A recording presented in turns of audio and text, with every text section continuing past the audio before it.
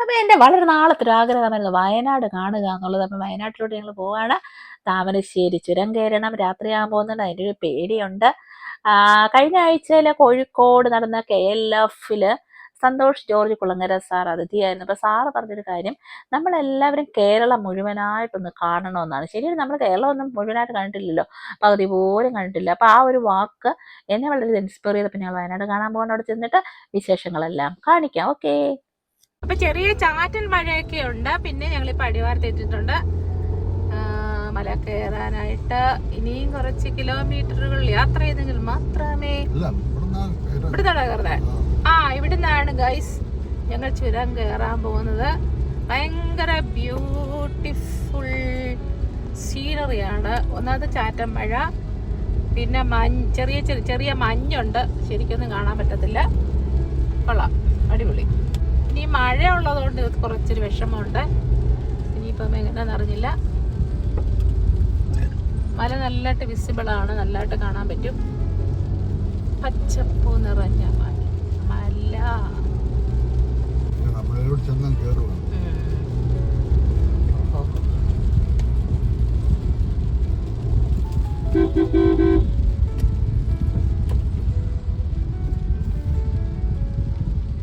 ശരിക്കും നിങ്ങൾ വയനാടൊക്കെ പോവാണെങ്കിൽ കുറച്ച് നേരത്തെ ചുരം കയറുന്നതായിരിക്കും നല്ലത്. അപ്പോഴാണ് നല്ല സീനറി ഒക്കെ കാണാൻ പറ്റുന്നത്. ഞങ്ങൾ കുറച്ച് ലേറ്റ് ആയിപ്പോയി. അപ്പൊ ചുരം തുടങ്ങിയിട്ടുണ്ട്. മഴയാണ് ഗൈസ്.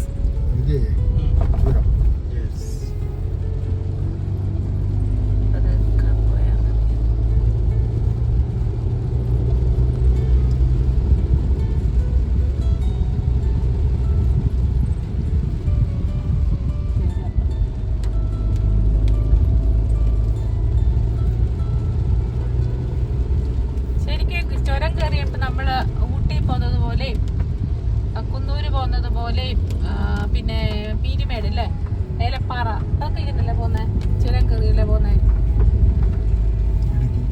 ഇടുക്കി, മൂന്നാർ, അതുപോലത്തേക്ക് ഒരു ഫീല്.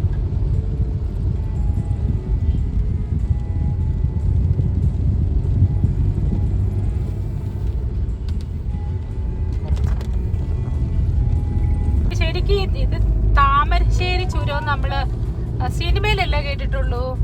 മറ്റേ കുതിരവട്ടം പപ്പു പറയത്തില്ലേ താമരശ്ശേരി ചുരം. അപ്പൊ ഞാൻ അതേ കേട്ടിട്ടുള്ളൂ. ആദ്യമായിട്ട് ആണ് ഇത് കാണുന്നത്, താമരശ്ശേരി ചുരം കാണുന്നത്. അപ്പൊ അത് ഭയങ്കര എക്സൈറ്റഡ് ആയിരുന്നു. കൊള്ളാം. ഒരു തണുത്ത എന്ന് പറഞ്ഞാൽ ഈ തമിഴ് ഇതായോണ്ടേ, മഴ ആയോണ്ട് ഇങ്ങനെ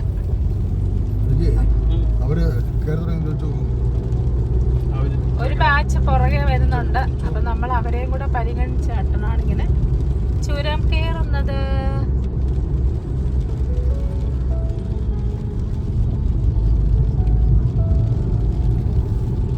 ഇത് ഹെയർ പിൻ നമ്പർ 1 വളവാണ്. കയറിക്കഴിഞ്ഞു.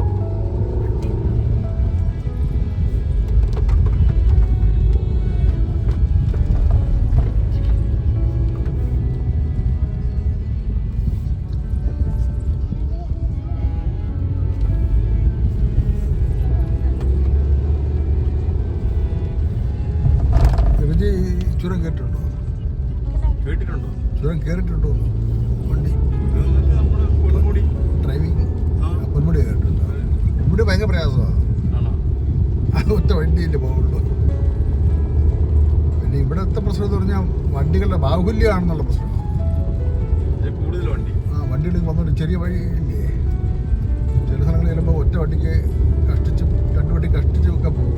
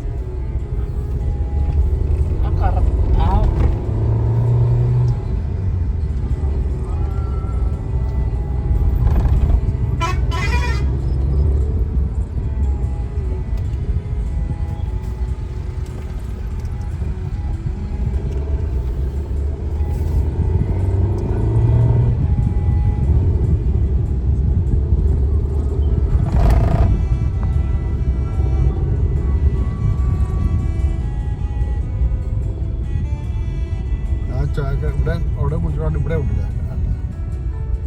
ഇവിടെയൊക്കെ വന്നു ഇറങ്ങി താന്ന് ഇറങ്ങി വരുമ്പോൾ എന്താ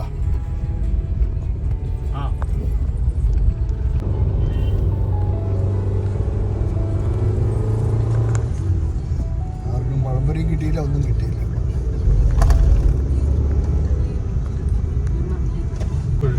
ഉച്ചക്ക് വൈകിട്ട്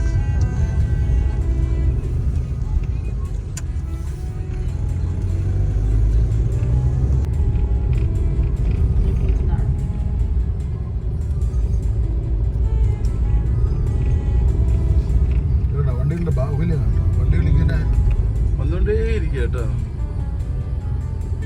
എല്ലാരും ഇവിടെ കാണാൻ വരാൻ. കുറച്ചുകൂടെ കഴിയുമ്പോൾ ലോറികൾ വിടും. അപ്പം ഇവിടെ കൂടുതൽ പ്രശ്നമാണ്. സാധനങ്ങൾ വരുന്ന ലോറികളെ നൈറ്റിലോട്ട് മഞ്ഞാണേ ഒന്നും കാണാൻ പറ്റത്തില്ല. അടുത്ത ഹെർപ്പിൻ വളവ് വരുന്നതാണ്. മൂന്നാമത്തെ അല്ലേ ഇത്? പോലീസുകാർ വെയിറ്റ് ചെയ്യണം ഇവിടെ. മൂന്നാമത്തെ ആണോ? നമ്പർ 6. ഓ നമ്പർ 6. മൂന്നെണ്ണൊക്കെ. ഓ ഇത് 6ാമത്തെ ഹെയർ പിന്നാണ് ഇപ്പൊ നമ്മൾ കേറുന്നത്. അപ്പൊ 5 ഓൾറെഡി കഴിഞ്ഞു. അങ്ങനെ അവിടെ കയറിയില്ല. ഇപ്പൊ ചായ ആ ആ ആ ആ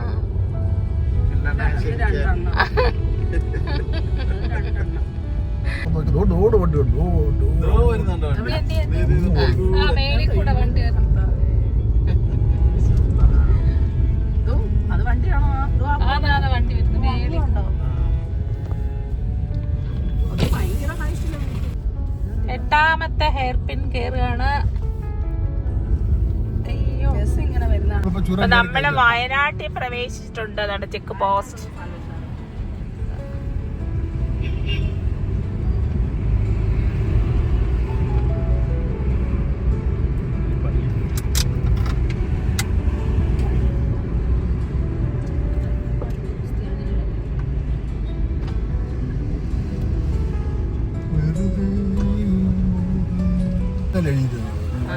അങ്ങനെ ഞങ്ങൾ വൈത്തിരിയിൽ എത്തിയിട്ടുണ്ട്.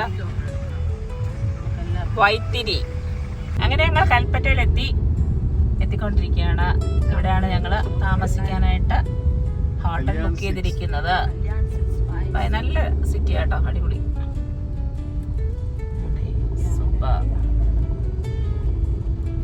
കൽപ്പറ്റ കൽപ്പറ്റ. നമ്മള് ഈ കേരളം മുഴുവനെങ്കിലും സഞ്ചരിക്കണം. പിന്നെ അല്ലേ? അതാണ് സന്തോഷ് കുളങ്ങര പറയുന്നത്. രാവിലെ മീനും വെച്ച് മത്തിയും വെച്ച് ഇരിക്കുവല്ല. രാവിലെ മീൻ തലയും വെച്ച് നമ്മളങ്ങ് വേസ്റ്റും കത്തിച്ച് ഇതൊക്കെ വിഷമിക്കുവോ അല്ലേ നമ്മള്? ജീവിക്കാൻ അപ്പോഴാണ് നമുക്ക് ഒരു അപ്പച്ചനും അമ്മച്ചും കണ്ടോ ചായ വിറ്റാണ് ലോകം സഞ്ചരിക്കുന്നത്. പക്ഷെ അപ്പച്ചൻ മരിച്ചില്ലോ. മരിച്ചോ? ആ അപ്പച്ചൻ മരിച്ചു. പക്ഷെ അമ്മച്ചി പോകുന്നുണ്ട്.